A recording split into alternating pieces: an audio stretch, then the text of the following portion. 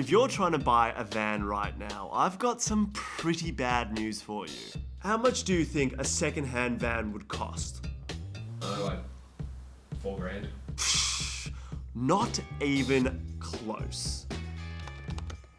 $83,000?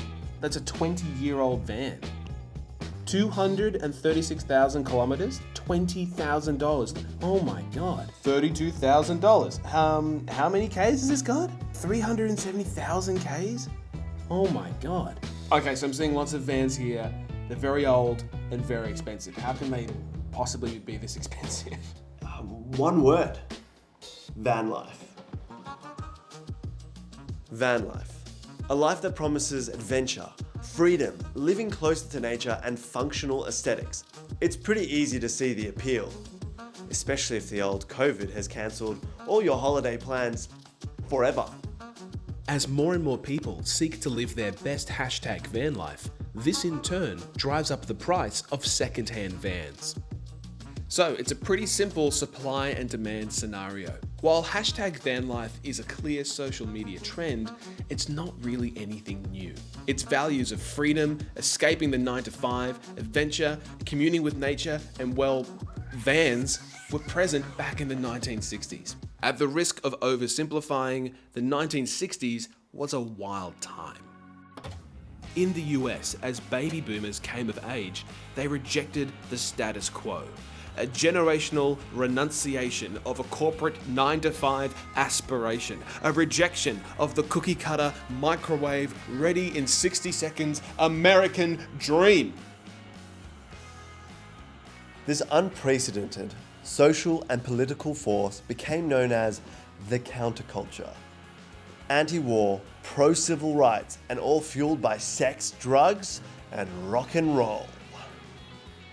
In 1969, the legendary Woodstock Music Festival struck the right chords. Billed as 3 days of peace and music, the festival brought 400,000 people to witness history at a New York dairy farm. But the counterculture that influenced music couldn't be contained to the US and travelled across the sea to a little country I like to call the United Kingdom. In 1970, this guy hosted 1,500 people on his dairy farm for what would eventually become the famous Glastonbury Music Festival. Back then, in 1970, admission was only £1, and you got a free pint of milk with your ticket. Throughout the early 70s, there was a strong tradition of music and art festivals all around the UK. Most of them were commercial, like Glastonbury, but some were free in every sense of the word. Wait, what do you mean? Like, beyond money? Well, yes, but also freedom from social norms, freedom of thought, freedom from the man, and freedom to shit in the middle of a cow field while listening to the soothing sounds of hawkwind in the summer solstice. Now, one such festival was located in the Queen's backyard. The Free Festival at Windsor Great Park was set up by anarchist squatters in reaction to commercial paid festivals. It was also technically illegal. So when the festival goers overstayed their welcome, the police were brought in to help them on their merry way. Many of the people who were booted from Windsor didn't want the party to end, so they packed up their vans and buses and drove down the road for just a couple of hours and landed at what would become their new home, Stonehenge. Yes, that Stonehenge. The new Stonehenge Free Festival ran every year for a whole month, and each year it just got bigger and bigger. It became a way of life, and it would go on forever and ever. Mrs. Thatcher, a moment or two ago, her appointment as the first woman Prime Minister of Great Britain. Okay, so there's a new PM in town. But what does the Iron Lady have to do with van life?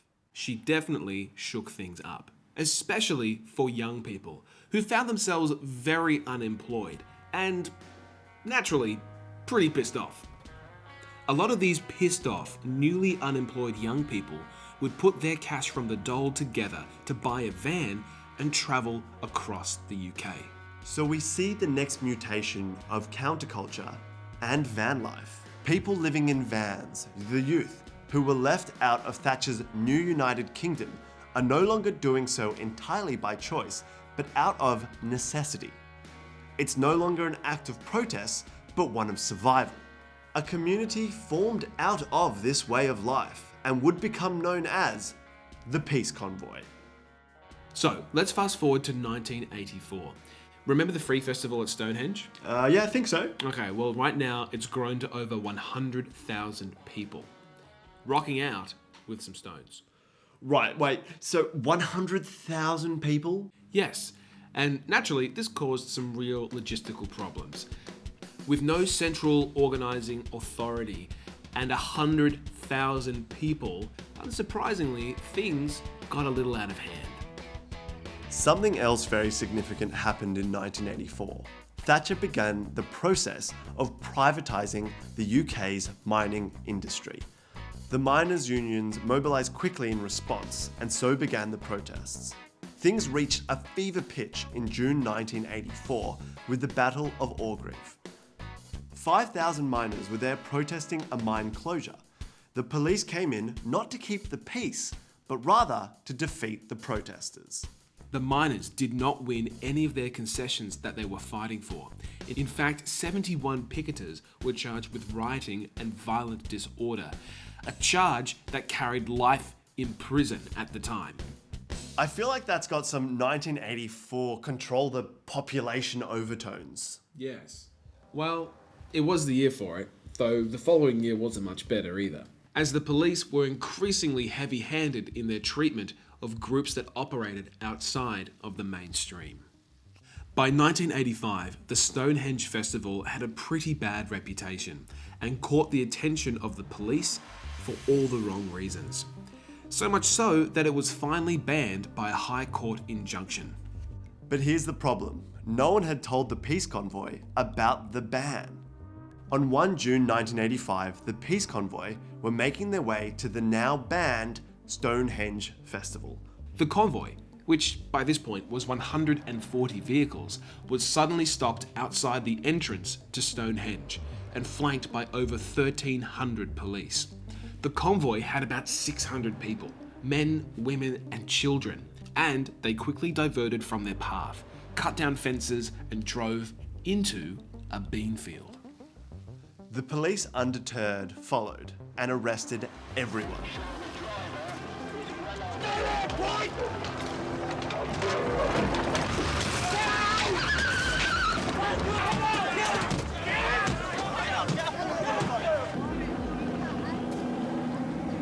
It was one of the single largest arrests in the history of the UK.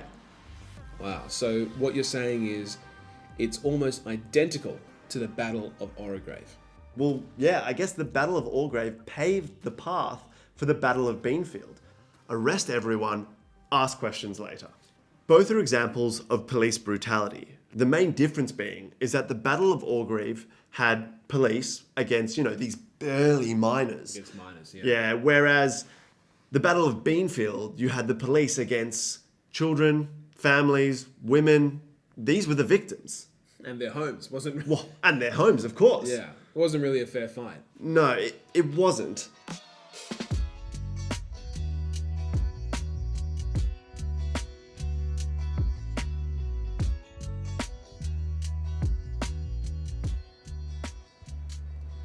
But what does the Battle of Beanfield have to do with van life in 2021?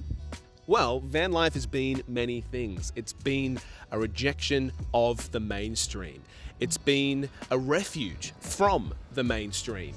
And now it is entering into the mainstream, which is exciting. I guess if we've learnt anything from the Battle of Beanfield, it's the importance of mutual respect and understanding. Respect for other people's property, respect for other people's way of life or alternative living, whatever the reason may be. But what do we know? We're just a couple of guys on the internet. Make sure to like and subscribe. Destroy that like button. Do you think it'll be weird with each shot when we're differently holding the mic? I think Doesn't really the matter. jump cuts, it's okay. fine. It's okay. Alright.